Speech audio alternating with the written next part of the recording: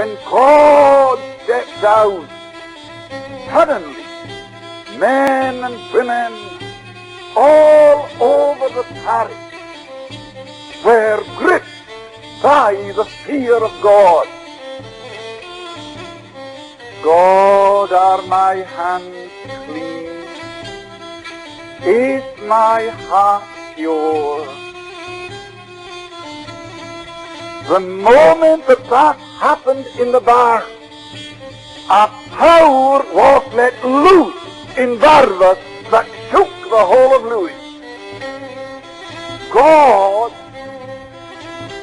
stepped down. The Holy Spirit began to move among the people.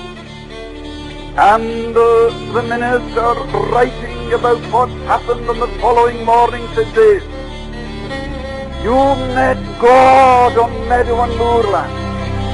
You met him in the homes of the people. God seemed to be everywhere." What was that? Revival. Revival. As an evangelist, not a special effort, not anything at all organized on the basis of human endeavor, but an awareness of God that gripped the whole community, so much so that work stopped. I can remember once, within 24 hours, addressing 8 meetings, crowded churches. There was a dance in progress that night, and while this young man was praying in the aisle, the power of God moved into that dance, and the young people, over 100 of them, fled from the dance as though fleeing from a plague, and they made for the church. I endeavored to get up into the pulpit. I found the way blocked with young people who had been at the dance. When I went into the pulpit, I found a young woman, a graduate of Aberdeen University, who was at the dance. And she's lying on the floor of the pulpit crying, "Is there mercy for me? Is there mercy for me? Is there mercy for me?" God was at work. Well, that meeting continued until 4 o'clock in the morning. Mr. Campbell, there must be anything between 200 and 300 people at the police station. They're gathered there, and some are on their knees. Now, I can't understand this. Now, he wasn't in the church, you see. But here, a crowd of men and women from a neighboring village, 5 and 6 miles away, were so moved by God that they found themselves moving to the police station because the constable there was a God-fearing and well-saved man. They were there, and this young man begged of me to go along to the police station. And I went along, and I shall never, never forget what my ears heard and my eyes saw that morning.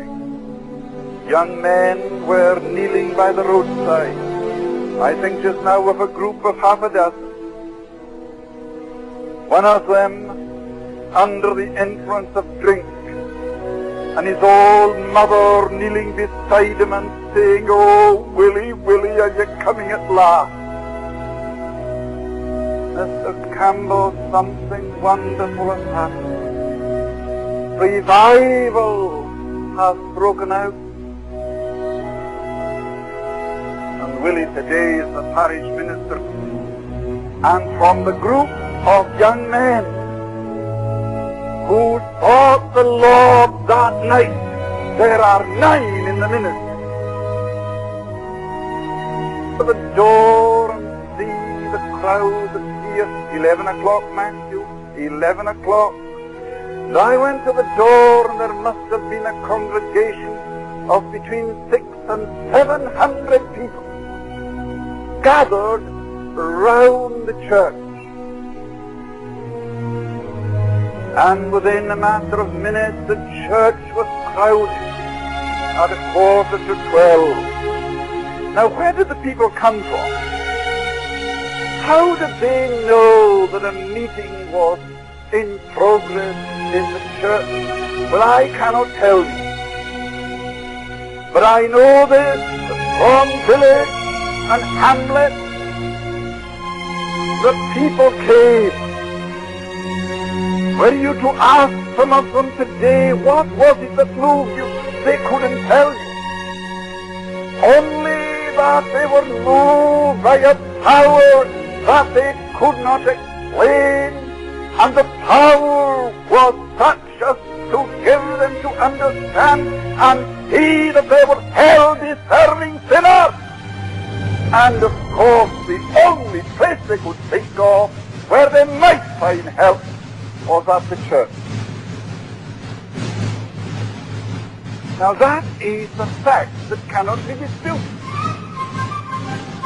God was everywhere. And because of this awareness of God, the churches were crowded. Crowded. Through the day, right on through the night to 5 and 6 o'clock in the morning. In revival, time does not exist. One of the mighty movements in the midst of this gracious visitation. You know that the drinking house was closed that night. Never been opened since. The men who used to drink there and spend the evenings there are now praying in our prayer meeting. It is because they entered into the fullness. It is because the people of Lewis grasped that truth that we can say today we know practically nothing of backsliding from that gracious movement of years ago. My dear people, did you good folk understand what revival means? Have you a conception of what it means to see God working? The God of miracles, sovereign, supernatural, moving in the midst of men, and hundreds swept into the kingdom. Oh, that we might see it, that we might see